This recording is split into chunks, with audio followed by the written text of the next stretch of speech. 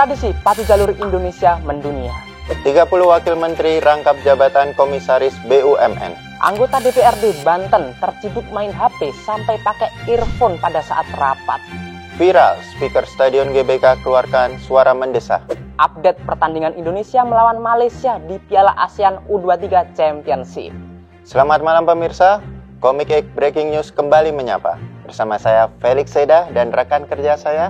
Berondongnya Dewi Persik. Hah? Hah? Kenapa sih? Apa masalahnya? Dirimu masih pengen dihujat ya? Aku masih lapar masalah kebetulan. Ayo. Siapa artis yang akan aku roasting lagi? Ayo, datang. Cita-cita penjara ya? Iyalah, enggak lah. Janganlah. Dan ini kamu cari masalah terus. Aku mau di penjara kalau sama kamu. Ayo, hidup lurus. Aku ya nggak mau. Ayolah temenin aku pakai baju orange. Langsung aja ke berita yang pertama, pemirsa. Ya, akan langsung dibacakan oleh rekan kerja saya, Museum Masyarakat. Terima kasih rekan saya Felix Seda. Oke, untuk berita yang pertama. Olahraga pacu jalur belakangan ini viral di media sosial, baik lokal maupun internasional. Ini ya karena sosok penari cilik pacu jalur Kuantan Sinyinyi yang berasal dari Riau bernama Ryan Arkandika. Aksinya di atas pacu jalur itu sangat viral hingga bocah 11 tahun tersebut dijuluki sebagai Aura Forming. Tidak main-main, klub sepak bola kelas dunia seperti PSG, AC Milan juga sampai membuat parodinya hingga melibatkan bintang-bintang top seperti Neymar dan Hakimi. Begitupun para selebritas dunia yang juga turut serta membuat video parodinya. Wah, gimana Mas Felix? Tanggapanmu tentang pacu jalur yang sekarang baru naik ini Bang? Nama Indonesia tuh sekarang baru dipandang orang-orang di dunia ini karena pacu jalur. Kalau menurutku sih ini hal yang positif. Oke, positif karena mengenalkan budaya Indonesia di internasional. Internasional ya. Jadi orang-orang tahu kalau kita suka naik sampan sambil joget-joget. Itu dia. Tapi ada faktor mengkhawatirkan ini Bang. Apa? Takutnya nanti negara sebelah. Takut kan? Tahu sendiri kan sifatnya seperti apa? Ya, si harimau Malaya. Tahu-tahu nanti diklaim kan? Diklaim. Soalnya di komen-komen udah banyak itu. Ini budaya Malaysia. Ini budaya Malaysia dan pas dilihat akunnya orang Indonesia juga Bang kadang. Emang orang-orang caper doang itu isinya. Itu akunmu kan? Jangan dibongkar gitu Mas, tolong. Tapi kan biar rame Bang, biar rame kan. Oh, emang untuk viral kamu menghalalkan segala cara ya? Lain DP itu kita harus punya terobosan apa nih yang buat masalah lagi gitu. DP nasional belum nih. Mungkin internasional. Naik internasional gitu bro. Ini jenis taktik karir bro. Itu. Orang hidupnya lurus-lurus aja jadi ini Mas manusia biasa aja. Emang suka cari gara-gara. Iya. Dan ini Bang, aku juga lihat kemarin itu salah satu pembalap terkenal. Siapa? Marc Marquez. Mark Marquez itu turut Bang, dia ikut meramaikan parodi ini Bang. Emang dia kayak gimana waktu itu? Dia juga selebrasi gini-gini Bang. Sap. Cuman kalah kayaknya Bang. Kalah. Karena di sirkuit kan itu tuh teman-teman pada pakai balapan motor tuh. Dia doang yang balapan pakai kapal. Salah kan, gitu aja main. Oh, jadi yang lain totalitas. Yang lain naik motor Honda, dia naik sampan sendiri. Oh. Kalau itu goblok. Tapi kalau kamu sadari Bang, itu yang bikin parodi pacu jalur umur 11 tahun Bang. 11 tahun dan langsung dihadapkan dengan fame sebesar ini. Di mana-mana orang meminta dia begini Bang. Bayangin Bang, dia tuh. Mas, ini dong Mas. Yang pacu jalur ya? Iya. Gini dong Mas. Kalau dia orangnya totalitas gimana? Harus ambil sampan dulu. Ya, ambil tukang dayung dulu. Ambil danau dulu. Ambil danau. Waduh. Susah. Nyiptain danau. Susah kan? Makanya itu 11 tahun loh Bang, bayangin dia udah diajak foto sama banyak orang. 11 tahun tuh masih diajak sembunyi dari rentenir sama ibuku. Sama bapakmu yang maling itu. Iya. Aduh. Tapi ini kan lagi viral, lagi ngetren pacu jalur. Betul. Kayaknya kita harus buat video itu juga, Bay. Harus buat. Ini nanti kita upload ya. Oke. Asal harus ada musiknya buat pemirsa nanti. ini. Pemirsa breaking news yang ada di rumah. Aku sebagai pemain pacu jalur. Aku sebagai tukang sampan. Tukang sampannya itu. Ayo kita lanjut 1, 2, 3.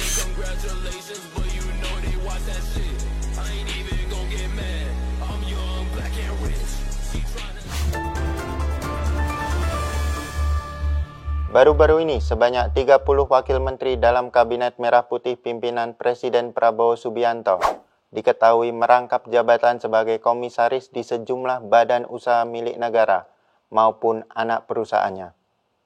Jumlah tersebut mencakup lebih dari separuh dari total 56 wamen yang telah dilantik dalam kabinet ini. Wow, wow, wow. Pemerintah sedang ada promo, buy one, get one. Ya, betul, Buy satu wamen, get satu komisaris. Gimana, Bay? Pendapatmu, Bay? Tapi gimana ya? Ini keyakinan dalam diriku aja ya. Yes. Itu kan wakil menteri. Terus dia merangkap juga sebagai BUMN. Komisaris. Komisaris. Kalau BUMN itu organisasi. Ya, Masa orang jadi organisasi. Komisaris maksudnya. Otakmu di mana? Oke. Komisaris. Otomatis, ini keyakinanku. Aku yakin pejabat itu bukan ngincar gaji sih. Bukan. Tapi ngincar? Tapi emang ketulusan dia dalam membangun negeri ini. Ya kan? Itu dia. Nggak mungkin. Nggak mungkin. Karena ingin belanja tas LV di rumah. Enggak lah, emang ingin membantu rakyat-rakyat. Dari sini kita sadar kalau pejabat itu kumpulan orang-orang tulus. Iya, waya wong tulus tampil gitu, wong BUMN iki. Bener Kak? Tapi Bay, wamen itu kan harusnya wakil menteri kan? Harusnya. Tapi kalau kondisinya kayak gini kan jadi wakil menikmati satu posisi, 2 gaji, 3 tunjangan. Wow. Itu wamen mana tuh, Mas? Kira-kira? Wamen Singapura. Singapura ya. Singapura. Kalau wakil di Indonesia mah wamen ya wakil menteri. Wakil menteri. Tapi hati-hati loh, nanti di TikTok biasanya dipotong sampai itu aja. Mampus kamu temenin saya, ada masalah nanti. Mampus. Jadi senasib ya kita. Jogja bermasalah ya itulah kita. Dua bermasalah. Dua musuh masyarakat. Kita. Tolong banget ini warga TikTok, tolong bagian ini aja. Janganlah, tolong ditonton sampai full. Dia kawan orang ini. Kita bekerja loh ini. Masa malah langsung. Janganlah dipotong-potong. Jangan ya, tonton full. Diketahui bahwa jabatan wakil menteri semestinya difokuskan sepenuhnya untuk merumuskan dan mengimplementasikan kebijakan publik. Selain mempertanyakan komitmen terhadap tugas utama mereka, perangkapan jabatan ini juga menimbulkan kekhawatiran akan potensi konflik kepentingan. Konflik kepentingan ini kayaknya gimana ya? Karena gini loh Mas Felix, maksudku nih ibaratnya ya. Misal nih waktu rapat, terus kementerian bilang, aduh maaf Pak, saya tuh harus cabut ini duluan, ada acara rapat komisaris gitu kan. Oh ini masih oke. Masih pas sampai. Sampai, wah maaf Pak, ini saya harus cabut dulu ini Pak, ini ada rapat kementerian gitu. Cabut lagi tuh kan. Tapi yang aku agak ini baik, sebenarnya yang jadi pikiranku. Soalnya kan banyak banget itu mahasiswa yang habis lulus itu cita-citanya kerja di BUMN. Itu benar, banyak. Tapi kan seleksinya susah banget kan? Susah banget. Banyak yang gagal. Gagal karena tak segampang itu mencari info loker. Udah ya, mending kita lanjut ke berita selanjutnya, boleh nggak? Boleh bro. Aku masih ingin hidup gampang di negara ini. Ya, Bayu? Ya boleh. Oke, untuk berita selanjutnya, dunia jagat maya kembali dibuat heboh. Pasalnya, beredar sebuah video memperlihatkan anggota DPRD yang sedang menggunakan earphone dan memainkan gadget ketimbang mendengarkan rapat untuk kepentingan masyarakat. Viralnya video tersebut diunggah langsung oleh akun Instagram yang bernama Lambe Turah. Pada video itu terlihat seorang anggota DPRD Banten yang diketahui laki-laki memilih memakai earphone di telinganya berwarna putih. Itu gimana tuh Bang, menurut tanggapanmu? Dia lebih memilih memakai earphone di tengah rapat yang besar. Gimana itu? Kamu masih memilih untuk kinerja di sini bagus? Ya Allah. Kalau aku sih positive thinking ya, Pak ya. Kenapa? Mungkin aja Bapak itu lagi Zoom meeting juga. Oh, Zoom meeting. Soalnya kan banyak rangkap jabatan nih. Jadi mungkin banget dia datang rapat paripurna tapi sambil meeting di tempat lain.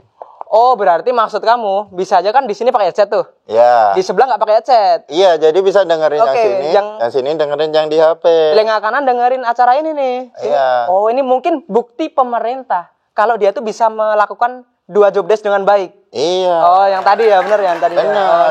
Bukti nyatanya itu di sini. Berarti itu nggak mungkin tuh dia rapat scroll TikTok nggak mungkin itu, nggak mungkin ya, nggak mungkin. Main Bumble nggak mungkin. Main Bumble masa pakai headset? Oh iya Enggak benar. dong. Tak hanya itu saja, anggota DPRD tersebut juga memilih untuk bermain handphone. Padahal di video itu semua anggota DPRD sangat serius bekerja dan mendengarkan rapat loh. Gimana itu Bang coba? Ya nggak apa-apa lah, Bay. Mungkin aja dia tuh perwakilan rakyat yang introvert. Oh gitu. Hmm. Oh berarti cocok nih. Ini berarti kan kayak aspirasi rakyat masuk kuping kiri, keluar lewat earphone kuping kanan.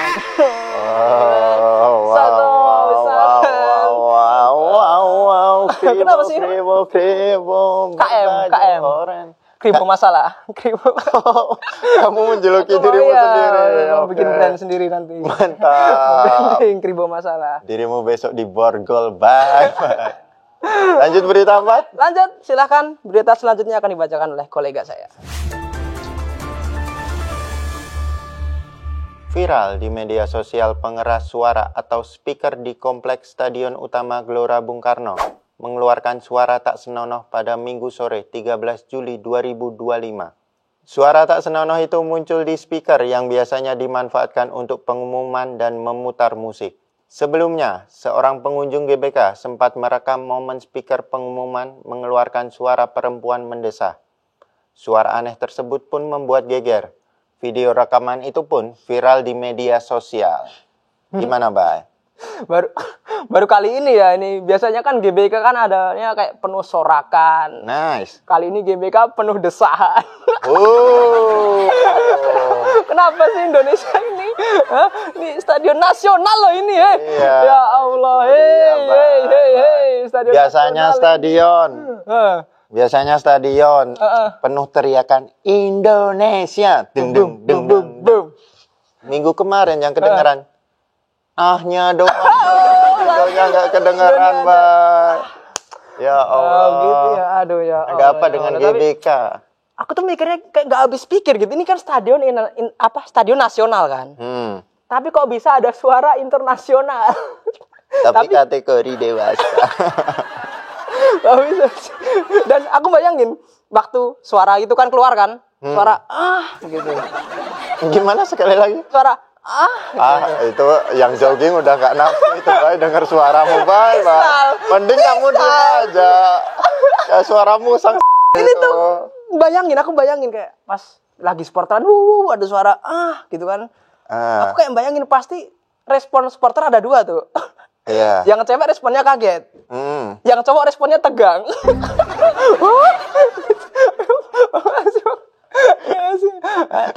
tegang kayak Tegang gimana maksudnya? respon yang cowok tegang. Iya, tegang itu kayak gimana? Tegang karena definisinya? aduh apa ini gitu. Oh, panik gitu kan maksudmu, bukan nafsu gitu kan? Bukan pikiranmu. Ya ini kan aku nyapu statementmu, kenapa kamu ngandung support? Kamu gimana sih, pengen diselamatin apa enggak sih? Iya, pikiranmu. Pihak pengelola pun meminta maaf atas munculnya konten suara tak pantas dari speaker pengumuman. Berdasarkan hasil evaluasi internal pengelola GBK, kejadian ini terjadi akibat kelalaian petugas yang menyiapkan playlist di salah satu platform musik berbayar yang bebas hak cipta, tanpa melakukan pengecekan secara berkala dan menyeluruh. Oh gitu ya? Iya, karena kelalaian, gagal satu klik, sukses bikin sekomplek istighfar. Makanya pas diklik kok, waduh satu stadion yang kan. Apa? Satu stadion yang itu. Itu apa? Itu. Ada satu stadion. Oh, tapi dari sini kita juga tahu, Bay. Ternyata itu GBK nggak cuma kekurangan striker, tapi juga kekurangan filter. Asik.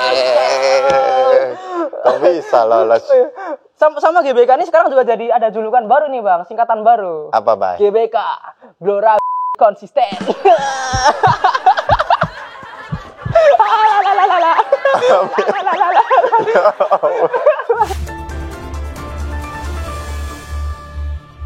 Timnas Indonesia U23 yang menjadi tuan rumah Piala AFF U23 2025 yang kini memiliki nama resmi ASEAN U23 Championship. Dan ini dimulai pada tanggal 15 hingga 21 9 Juli 2025. Timnas Indonesia U23 berada di grup A bersama Malaysia, Filipina, dan Brunei Darussalam. Damn! Gimana ini, bro? Boom. Indonesia akan bertemu dengan musuh bebuyutannya Malaysia. Kita akan bertemu Upin Ipin Dan Boboiboy. Boom. Semoga Kak Ros tidak bermain. Betul. Tapi strategi Malaysia itu kuat banget, Bay. Iya. Apalagi Apa? kalau di medsos ya. Tapi kalau di lapangan itu sering banget sial. Oh, malah di lapangan sih ya. Iya. Di medsos ngeri banget. Iya.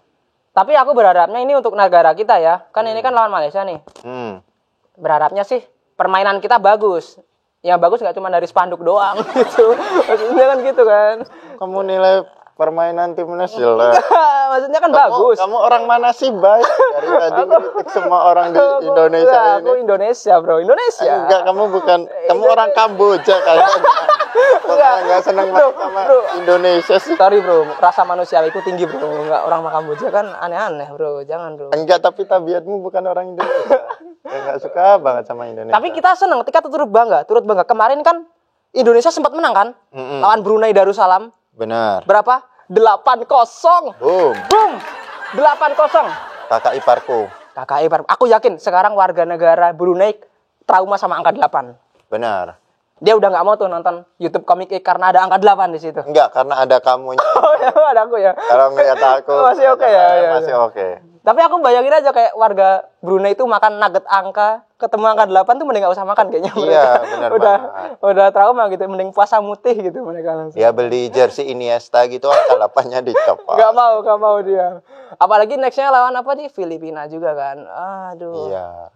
Tapi sih kan ini mainnya di kandang kita ya. Betul. Harusnya jadi keuntungan. Keuntungan benar karena ini kita kalau di kandang tuh jadi makin pede. Iya. Tapi mainnya ntar di stadion mana sih? Stadion GBK dong, kan? Waduh. Yang tadi ada suara ahnya itu. Nah, aku sih berharapnya sih pengelola stadion jangan sampai kecolongan lagi. Maksudnya nggak seru lagi. Arhan lagi megang bola, tiba-tiba ada suara desahan kayak gitu kan? Iya. Ganggu fokus pemain kan? Bener, nanti kan pas lagi akhirnya semua pemain masuk. Gitu kan nggak Iya. enak kan? Iya. Pemirsa, reporter kami sudah berada di Stadion Gelora Bung Karno untuk melihat kesiapan para pemain U23 menghadapi timnas Malaysia. Silahkan rekan Mulyono. Terima kasih rekan saya Felix Seda. Pemirsa, kali ini saya sudah berada di lokasi Stadion Kebanggaan Warga Indonesia, di mana lagi kalau bukan Gelora Bung Karno. Dan kali ini saya tidak sendirian saja pemirsa, saya sudah ditemani oleh salah satu ujung tombak timnas U23. Siapa lagi kalau bukan Mas Jins Raven. Kayak munyuk ya. Yes, I am. Lebih ke simpanse sih dibanding pemain timnas. Tapi apa kabarnya Mas Jins Raven? Yes, I'm good. Bagus. Okay. Yes. Boleh diceritakan ke pemirsa di rumah persiapannya nanti apa aja sejauh ini? Oke, untuk persiapan menghadapi Malaysia, tentunya yang pertama mandi. Yes. Oh, tidak terlihat ya. Selain mandi, apalagi persiapannya mungkin yang lebih krusial gitu? Krusial, oke. Untuk mengalahkan Malaysia ini kuncinya bang. Pakai skincare. Karena kamu kayak gini skincare. Sebenarnya mas ya, pukul beneran. Tapi kenapa skincare? Gini bang, kenapa kita pakai skincare? Karena nanti kalau misal mainku jelek, aku nggak ngegolin, setidaknya masyarakat Indonesia maafkan aku karena aku ganteng bang. Ganteng ya. Oke. Tapi kira-kira nanti skornya akan berapa melawan Malaysia? Skor ini tipis saja bang. Kita kasihan juga sama negara tetangga kan. Kita kan udah jauh di atas mereka kan. Iya. Tentunya tipis saja 6-0. 6-0 itu tipis untuk seorang Mas Raven. Yes, gak ASEAN karena aslinya kita bisa sampai 20, 25 setengah gitu. Tapi karena belas kasihan sebagai negara tetangga gitu. ya. Oke. Tapi ada pesan nggak buat timnas Harimau Malaya? Oke. Buat timnas harimau ya. Kalian siapkan mental kalian. Kalian boleh ngeklaim batik, tapi di laga ini akan kubuat kalian nggak berkutik. Boom! Dan Statement yang sangat kuat dari Mas Raven, pemirsa. Terima kasih Mas Raven atas siap. tipsnya. Salah orang. Bukan yang ini. Jadi kalian Malaysia. Terus ini siapa orangnya? Indonesia. Apa? Masnya ini siapa? Saya. Ini di Google Jeans Raven ganteng bule gini, kulitnya putih, pori-porinya rapi gini. Masnya ini pori-porinya berantakan. Masnya siapa? Oh, aku Mas.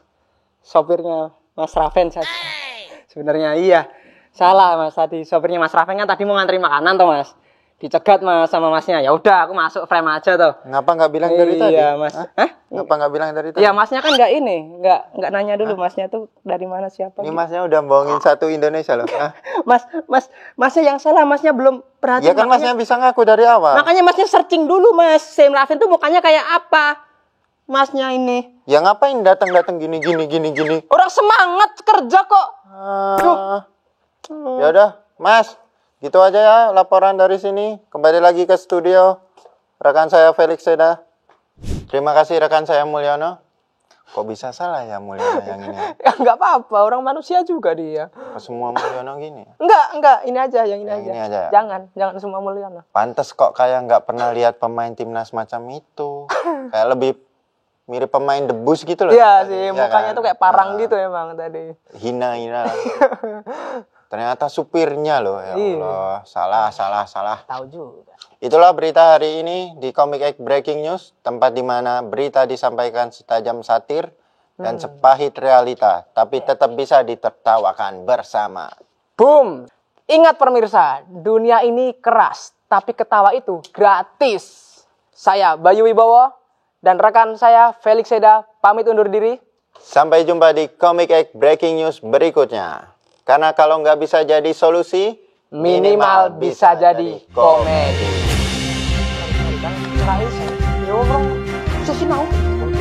Ngomong dipikir anjing, pemerintah kok. Yo, aku rapanya masuk. Gak kabeh wong pengen kena kasus. Terkenal sing positif wae.